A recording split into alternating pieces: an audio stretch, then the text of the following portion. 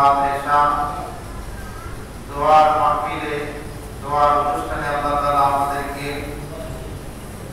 জামাতের সাথে ইশার নামাজ আদায় করার পর দোয়ার জিক্রতে আল্লাহ তাআলা আমাদেরকে বসার সুযোগ করে দিয়েছেন, সেই জন্য শুকরিয়া আদায় করে পড়ি আলহামদুলিল্লাহ। সাথে সাথে নবীর প্রতি সালাত ও সালাম একবার পাঠ করি সাল্লাল্লাহু আলাইহি ওয়াসাল্লাম।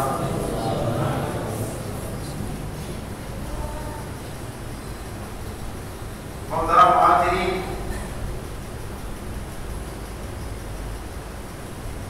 উলামায়ে কেরাম নবীর সিরাত সম্পর্কে, মিলাদ সম্পর্কে অসংখ্য অগণিত বই লিখেছেন। নবীজির মিলাদ এবং সিরাত সম্পর্কে অসংখ্য অগণিত কি লিখেছেন, কিতাব রচনা করেছেন। মোল্লা মৌলবীর কথা বলতে তো আপনারা বললেন যে অমুক মৌলবী এই করেছে, অমুক মৌলবী এই করেছে, এই হয়েছে ওই হয়েছে, এই কয়ের কাফের, এই কয়ের একজনের কাফের, এই কয় হবে না আর একজন কয় হবে। এরকম ধরনের কথা সমাজের ভিতরে কি আছে, প্রচলন আছে, আছে কিনা? নবীজির আগমনকে কেন্দ্র করে, নবীজির আগমনকে কেন্দ্র করে আলেম ওলামারা নাম বলছেন, এগুলো তো আছে। সাথে সাথে একজন কবির নাম, কবি নজরুল ইসলাম, নাম জানেননি? একজন কবি আছে কিনা? আমরা ছোটবেলা বইয়ের মধ্যে পড়ছিলাম, উনি কিন্তু একটা কবিতা রচনা করছেন। কবিতা বলছেন, ত্রিভুবনে প্রিয় মুহাম্মদ এলো রে দুনিয়া।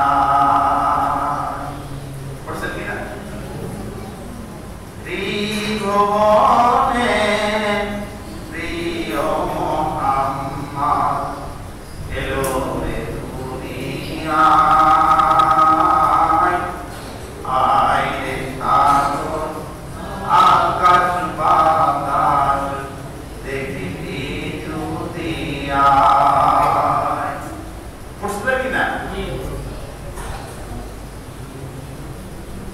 কাজী নজরুল ইসলামের মতো ব্যক্তি নবীর গুণাবলী আলোচনা করতেছেন এই কবিতার মাধ্যমে।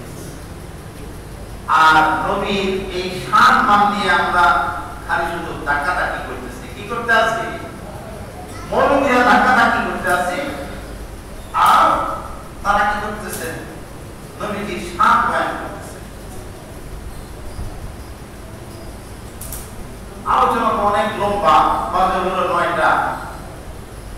আমাকে এক এক সাইড এক এক ভাবে বলতেছে যে হুজুর ভাই কোরআন বলতেছে আমাকে একটু বলুন, হাদিস আমাকে বলতেছে আমাকে একটু বলুন, ফিকহ বলতেছে এই ফিকহ আমাকে বলতেছে যে ফিকহ আমাকে একটু বলুন, ইতিহাস আমাকে বলতেছে যে একটু ইতিহাস বলুন। আমি কোন দিকে বললে আপনারা বুঝবেন আমি এটা নিয়ন্ত্রণ করতে পারতেছি না। এতগুলো সাইড থেকে আমাকে চাপ দিতেছে। একটু আপনারা হয়তো আলহামদুলিল্লাহ বলবেন যে আল্লাহ তাআলা এতগুলো জ্ঞানের অধিকারী আল্লাহ আমাকে বানাইছেন। ফিকহের মানহাজে আমি চাইলে নবীজির সিরাত আলোচনা করতে পারবো, তারিখের মানহাজে চাইলে আলোচনা করতে পারবো, এরপরে আরো 2-4টা হাদিসের আলোকে নবীজির সিরাত আলোচনা করতে চাইলে ইনশাআল্লাহ করতে পারবো। কিন্তু আমি কোন দিকে করব সেটাই আমি ভেবে চিন্তা পাচ্ছি না। তবে সবার মধ্যে তো কালামুল্লাহ, সবার মধ্যে তো কি বলেন কালামুল্লাহ না? কোরআন শরীফ কিনা? না কোরআনের উপর প্রতিকার শব্দ আছে? কি বলেন কোরআন প্রতি শব্দ আছে? আল্লাহ সুবহানাহু ওয়া তাআলা কয় ওয়াযাক্কির ফাইন্না যিকরা তানফাউল মুমিনিন। আল্লাহ সুবহানাহু ওয়া তাআলা জানায় দিলেন ওয়াযাক্কির ফাইন্না যিকরা তানফাউল মুমিনিন। এই কথাটা কারে বললেন? ভালো করে খেয়াল করে শুনবেন। এই কথা আল্লাহ কারে জানায় দিলেন?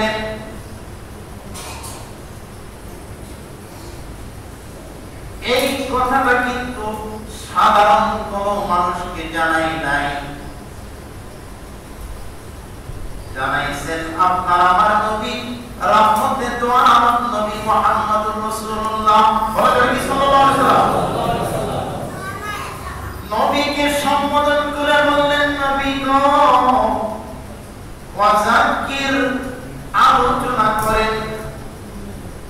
কিসের আলোচনা? তাফসীরের মধ্যে আছে আয়াত তাওহীদি ওয়ার রিসালাতি।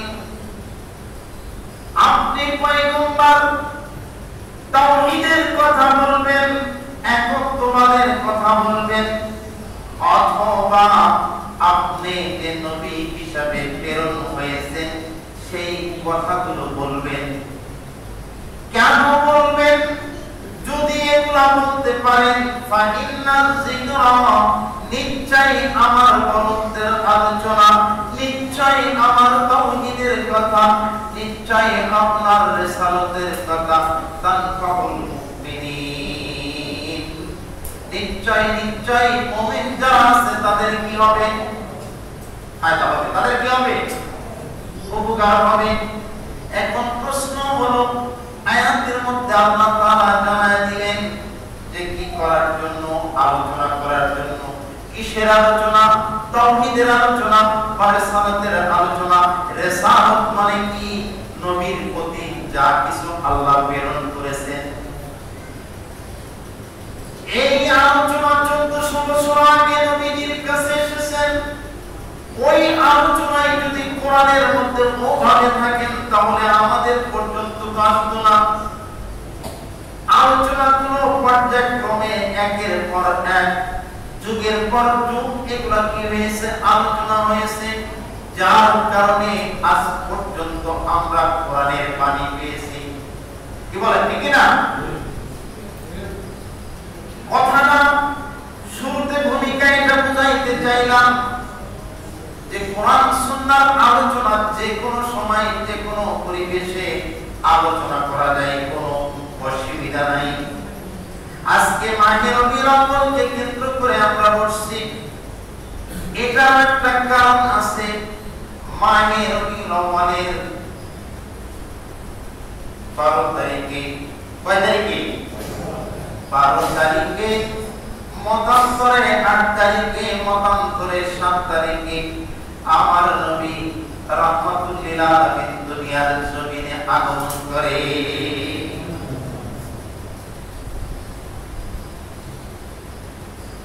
আমার নবীর বিরাদত, আমার নবী জন্ম যখন গ্রহণ করে, নবীর জন্মের সময় এই সমস্ত অজ্ঞানগুলো হয়েছে। যারা বলে যে এগুলা পালন করা যায় না, আমি বলবো পালন করা যায় না বটে, কিন্তু আলোচনা কি করা যায় না?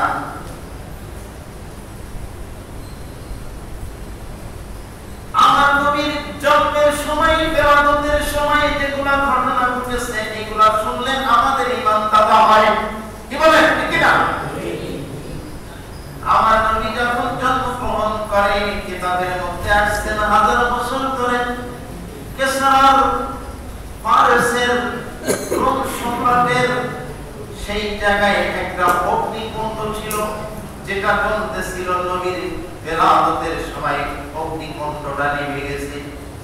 সুবহানাল্লাহ বলা যাবে?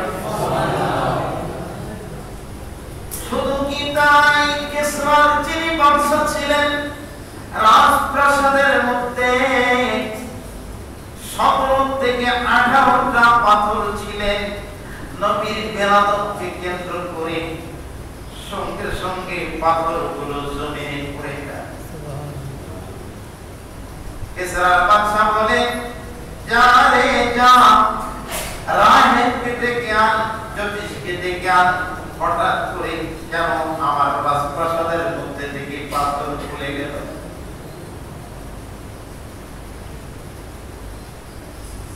জ্যোতিষ রাহেব এসে বলতেছেন, হুজুর, ও বাদশা, আপনার এই পাথরগুলো খুলে যাওয়ার কারণ হলো মক্কার জমিনে কুরাইশ বংশের মধ্যে একজন সন্তান দুনিয়াতে আসছে, যার বাবার নাম হলো আব্দুল্লাহ, সন্তানের নাম হলো মুহাম্মদ। উনি খাতামান নবীয়িন হবেন। আপনার এই পাথরগুলো খুলে যাওয়ার অর্থ প্রকাশ করে দিতেছেন যে নবী মুহাম্মদ দুনিয়াতে আসছে, আপনার রাজত্ব আর বেশি দিন থাকবে না।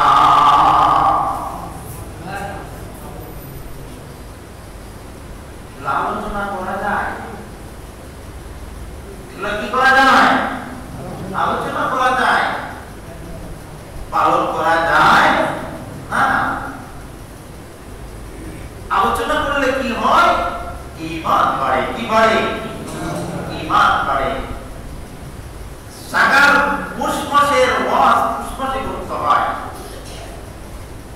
আর গরমের ওয়াজ গরমে করতে হয়, শীতের ওয়াজ শীতের সময় করতে হয়। নবীর জন্মের সময় নবীর যে সমস্ত ঘটনাগুলি ঘটছে উম্মত হিসাবে শেখার জন্য এই দিনটাই জাতি নির্ধারণ করেছেন, যেন প্রত্যেকটা মুসলিম উম্মার অন্তরে নবীর শান মান উদ্দুলিত হয়। এই জন্য আজকের এই আলোচনা। এটাকে আলাদাভাবে কিছু দেখার কিছু নাই, আলাদাভাবে বোঝার কিছু নাই। আমি আলোচনা করলে বা মসজিদে পরিবেশ হলে এটা হারাম নাজায়েজ বলার কোনো কি নাই, জায়েজ নাই, অবকাশ নাই। এখন বলতে পারবেন যে হুজুর আপনি বললেন, আর অনেকে বলে যে না সুযোগ নাই, যার দৌড় যতটুকু সে তো ততটুকুই বলবে, যার দৌড় যতটুকু সে ততটুকুই বলবে। নেমে বললাম মাত্রায় ঈমান আছে। প্রত্যেক আলেম যে তার জীবন ঈমানের মধ্যে প্রবলেম আছে, নেমে তবে মাত্রায় জানা আছে যে অর্ধেক ডাক্তার হয়, আতুরা ডাক্তার হয়, সে তো মানুষের জীবন ধ্বংস করার কি আছে সম্ভাবনা আছে। এই জন্য আলোচনা শুরুতেই একটা কথা বলে দেই, যে যেটাই বলুক আলোচনা সাপেক্ষে সমাধান করে নেওয়াটা কি বেশি ভালো। আজকের আলোচনা থেকে